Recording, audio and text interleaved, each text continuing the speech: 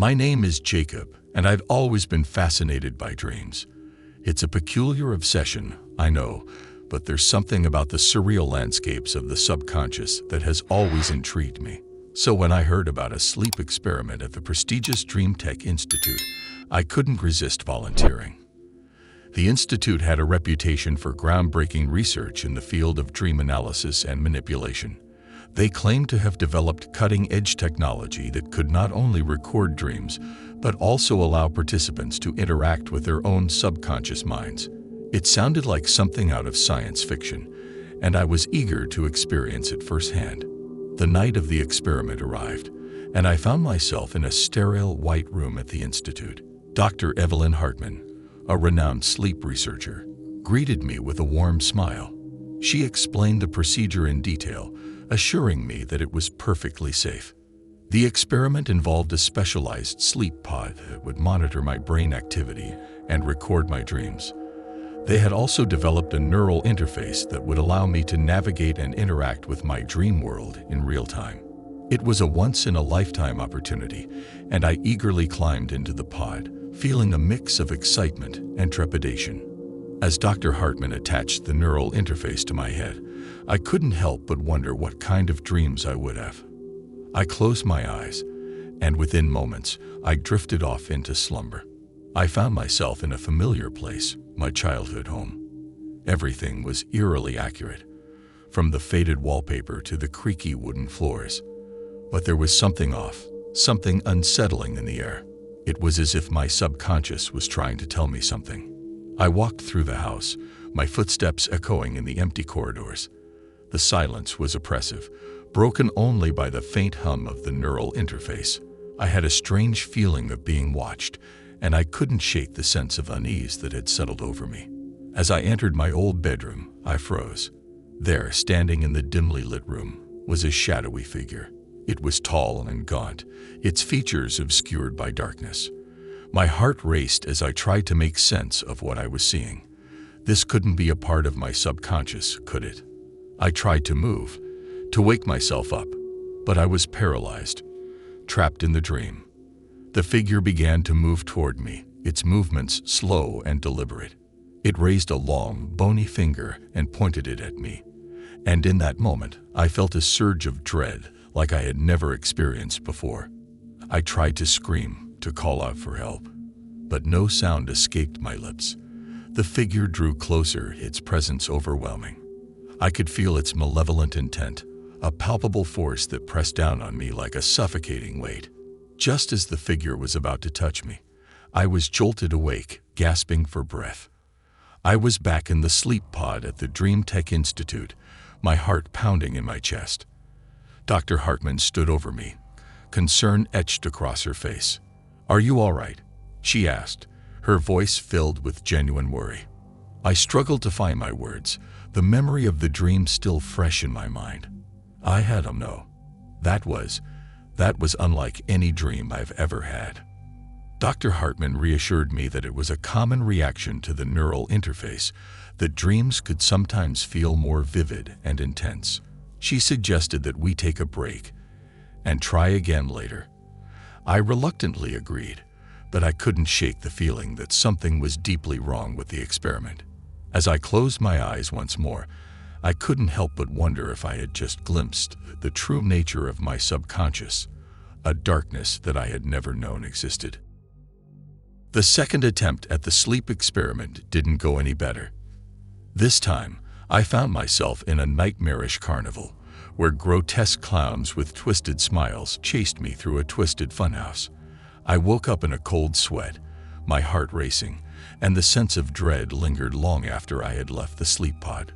Dr. Hartman assured me that these unsettling dreams were merely a side effect of the neural interface, that they were not a reflection of my true subconscious. But I couldn't shake the feeling that something was terribly wrong. As days turned into weeks, I became increasingly obsessed with the sleep experiment. I couldn't stop thinking about the shadowy figure in my first dream and the menacing clowns in the second. It was as if the dreams were trying to tell me something, a message that I couldn't decipher. I returned to the institute for another session, my determination to uncover the truth outweighing my fear. Dr. Hartman and her team had made some adjustments to the neural interface, assuring me that it would be a smoother experience this time. Once again, I entered the dream world, but this time, I found myself in a place that was both familiar and foreign. It was my childhood home again, but everything was distorted, as if reality itself was warping around me. I walked through the house, the sense of unease growing with each step. The walls seemed to close in on me, and the air was heavy with an oppressive atmosphere. I knew that something was waiting for me, something beyond my control. I reached my old bedroom once more, and there it was, the shadowy figure, standing in the corner of the room. But this time, it was different. It seemed more solid, more real, as if it had gained a foothold in my subconscious. The figure spoke, its voice a raspy whisper that sent shivers down my spine. "You shouldn't have come back," it hissed. I tried to move, to escape, but I was paralyzed, trapped in the dream. The figure approached me, its presence overwhelming. It reached out a bony hand, and as its fingers brushed my skin, I felt a searing pain, as if my very soul was being torn apart. I screamed, and this time, the sound pierced the dream. I was jolted awake once more, but the pain lingered, as if the dream had followed me into the waking world. I clutched my chest, gasping for breath, and Dr. Hartman rushed to my side, her expression one of horror. "What happened in there?" she asked, her voice trembling. Managed to gasp out, "It's not just dreams. Something is in there, something dark." Dr. Hartman's face turned even paler, and she exchanged worried glances with her team. They rushed me to a medical room for examination, but all tests came back inconclusive. Physically, I seemed fine, but mentally, I was unraveling. The nightmares continued to haunt me, night after night. Each time I entered the dream world, the shadowy figure drew closer, its presence growing more malevolent. It whispered in my ear, promising to consume me, to make me a permanent resident of the dream realm. I couldn't escape. I couldn't wake up. Days turned into weeks, and my sanity began to crumble. I became convinced that the dream world was bleeding into reality, that the boundary between the two had been shattered. I could hear whispers and see fleeting glimpses of the nightmare creatures in the waking world. I reached out to Dr. Hartman, begging her to shut down the experiment, to free me from the never-ending cycle of torment. But she insisted that there was no way to terminate the neural interface without causing irreparable damage to my brain. I was trapped in a living nightmare, a prisoner of my own subconscious. The world outside the sleep pod faded into a distant memory, and the dream world became my new reality. I watched helplessly as the shadowy figure drew closer, its form becoming more tangible with each passing day. It was no longer content to torment me in my dreams. It wanted to claim me, to pull me into its realm of darkness. The boundary between the dream world and reality continued to blur, and I could no longer distinguish between the two. The nightmare creatures that had once haunted only my dreams now lurked in the shadows of my waking life. I was plagued by constant sleeplessness, my mind unable to find rest even during the fleeting moments when I closed my eyes. The pain of the dreams had become unbearable, and I knew that I was on the brink of madness. Dr. Hartman and her team were at a loss, unable to offer any solution to my torment. They watched in horror as the experiment spiraled out of control, as the very fabric of my existence unraveled before their eyes. In the dream world, the shadowy figure grew stronger with each encounter. It had gained a foothold in my subconscious, and its influence extended into the waking world. I could hear its whispers in the rustling of the leaves outside my window, and I could see its sinister silhouette in the darkest corners of my room. I tried to communicate with the figure, to reason with it, but it only responded with malevolent laughter. It reveled in my suffering, feeding on my fear and despair. I knew that I had to find a way to break free from the nightmare, to sever the connection between my mind and the dream world. I began researching ancient rituals and obscure texts, desperate for any solution that could save me from the shadowy figure's grasp. One night, in the depths of my despair, I stumbled upon a passage that spoke of a forbidden ritual, a ritual that could banish malevolent entities from one's subconscious. It was a risky and dangerous endeavor, but I had no other choice. With trembling hands, I gathered the necessary materials and prepared to perform the ritual. The incantations were in a language I didn't understand, and the symbols were cryptic and arcane. But I was desperate, and I was willing to try anything to escape the nightmare that had become my life. As I chanted the incantations and drew the symbols on the floor of my room, I felt a surge of energy, as if the very fabric of reality was shifting around me. The room grew colder, and the air was thick with a sense of foreboding. Suddenly, the shadowy figure materialized before me, its eyes filled with fury. It reached out to touch me, to pull me into its darkness, but I stood my ground, determined to confront the entity that had tormented me for so long. The battle that ensued was a clash of wills, a struggle for control over my own mind. The figure lashed out with all its malevolent power, but I pushed back with the determination of a soul on the brink of destruction. With a final surge of energy, I completed the ritual, banishing the shadowy figure from my subconscious. It let out a deafening scream, a sound that seemed to reverberate through the very fabric of the dream world. I was jolted awake, drenched in sweat, but I knew that something had changed. The nightmares had stopped, and the oppressive presence that had plagued me for so long was gone. I lay in my bed, breathing heavily, unable to comprehend the weight of what had just transpired. The room felt different, as if a heavy burden had been lifted. The malevolent entities that had haunted my dreams and my waking life were gone, banished by the forbidden ritual. I reached for my phone, intending to call Dr. Hartman and share the news of my success. But as I picked up the device, I realized that something was amiss. The screen was blank, devoid of any signs of life. I tried to turn on the lights, but they remained stubbornly dark. Panic surged through me as I fumbled for the doorknob, but it wouldn't budge. It was as if I were trapped in a void of darkness, cut off from the world outside. A feeling of dread washed over me as I realized that I couldn't escape. I had severed the connection to the dream world, but in doing so, I had trapped myself in a new kind of nightmare, a reality devoid of light and sound. Hours turned into days, and I existed in a state of perpetual darkness and silence.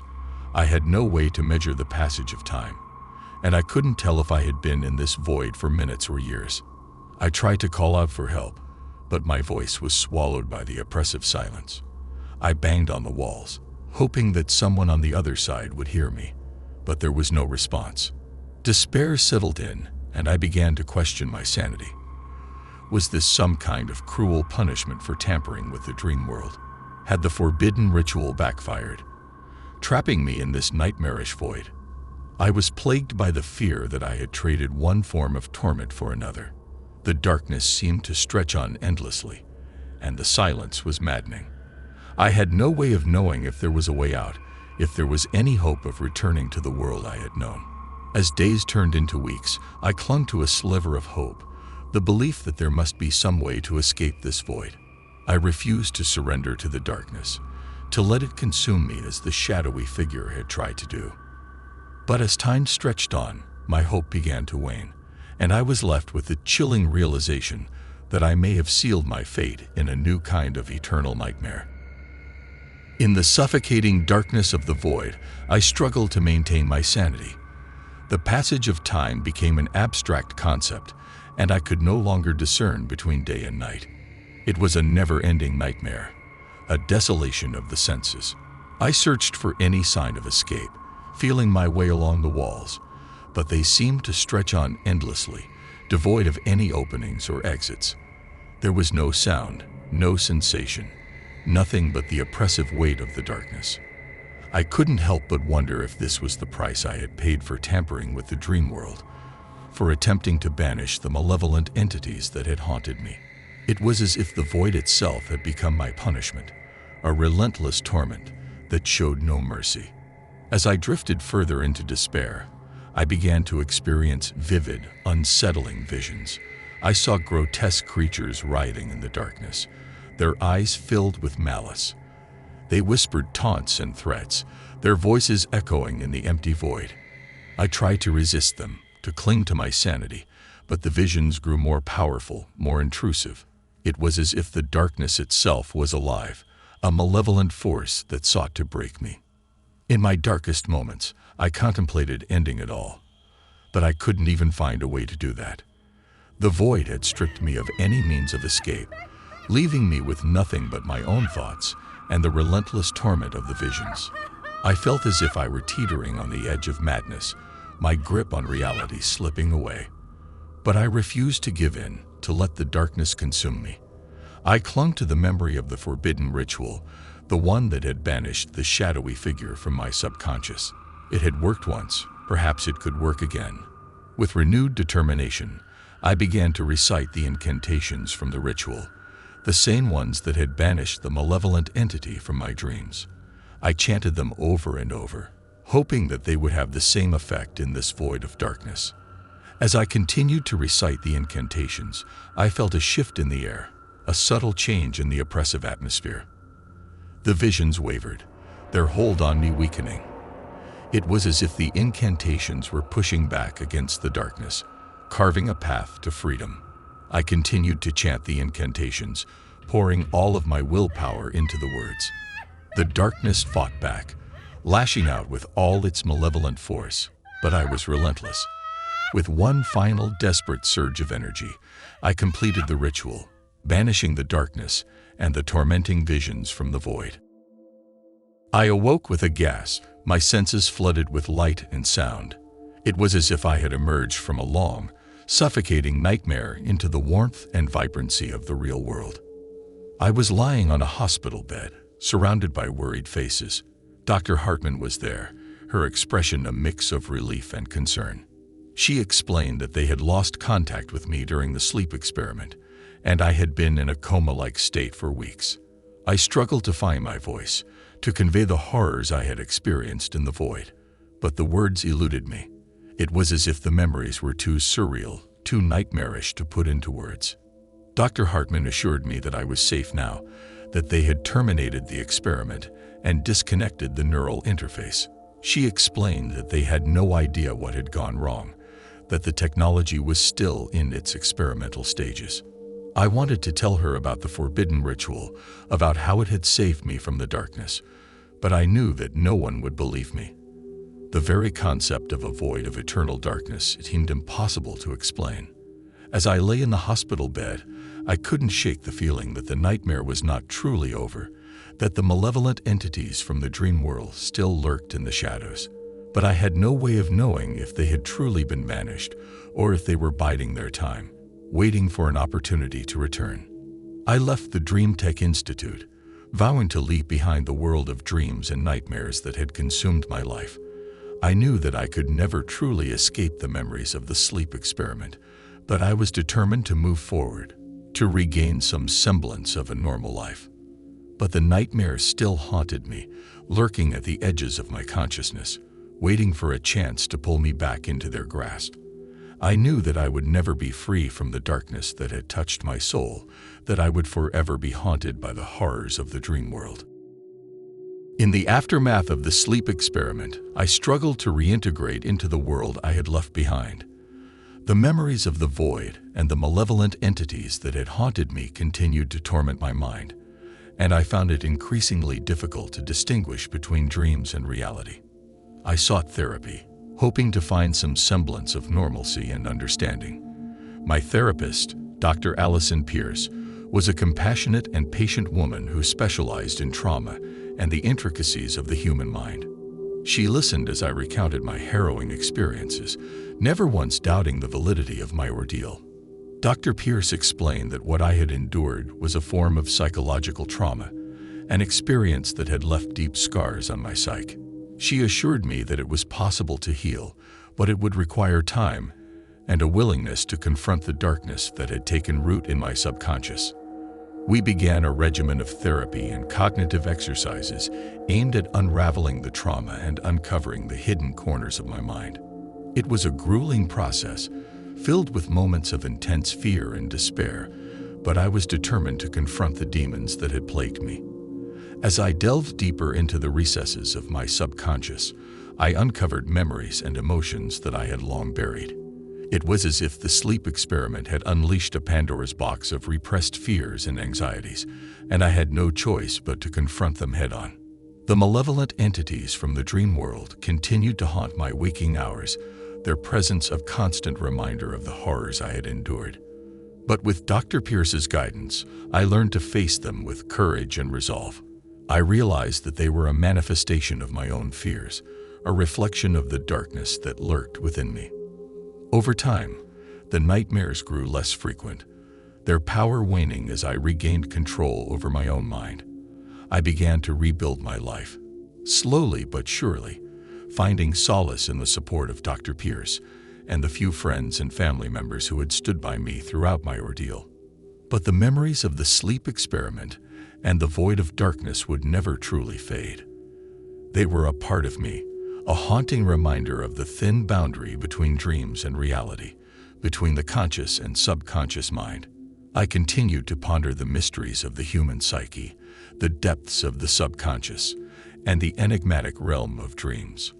I knew that there were still secrets to uncover, that the darkness that lurked within us all held untold horrors and wonders.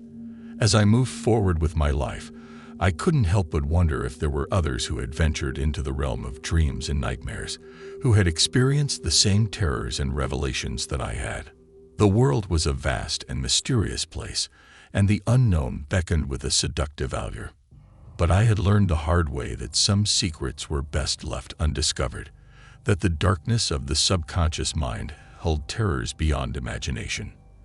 I had glimpsed the abyss, and I knew that it was a place best avoided, a place where the line between dreams and reality could be irrevocably blurred.